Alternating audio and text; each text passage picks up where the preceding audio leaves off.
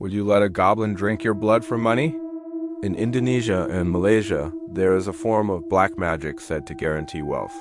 Yes, but nothing comes free. The price is feeding blood to something called a toyol. Not once, not sometimes, but every night, until when you ask. Hey, until your greed ends. So that means no end. Let me tell you a story about Abu, the man who succumbed to his greed. Abu is a poor man in the outskirts of Jakarta, and he was desperate.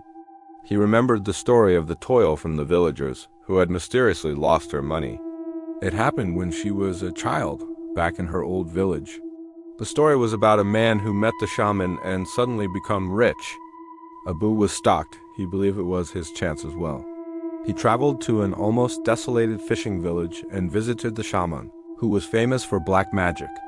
The shaman requested a finger from a fresh corpse, which Abu stole from the grave himself.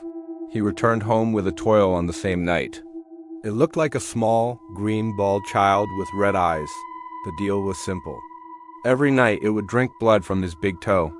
In return, it would steal money for him. Coins started appearing under pillows.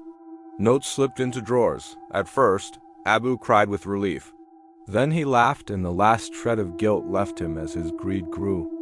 Abu became a millionaire very fast.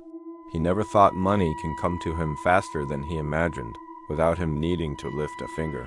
New clothes, new furniture, a wife and a new life. Abu is at the top of his world. Money from the neighboring villagers starts to go missing. At first, it was small change. Then wads of bills began to disappear overnight. The villagers knew something was off, but they cannot do anything about it.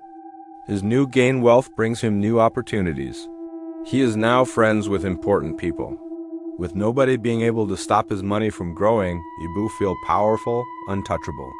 And just as quickly, Abu forgot about the deal. But the toyol did not. It remembers it better than anyone. It grew hungry. It grew angry. And it made sure Abu noticed. The money become lesser, things thrown around, animals start dying near Abu's house. By the time Abu realized what he had neglected, it was already too late.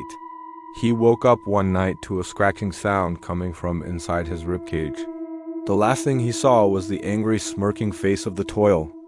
His wife found him dead the next morning. His body was blue, completely drained of blood. On the floor, dried, bloody footprints the size of a toddler can be seen leading out the door. As for the toyol, maybe it has found another desperate owner. Beware if you start noticing money missing, it may not be you misplacing it. Comment your experience if you have a story about toyol.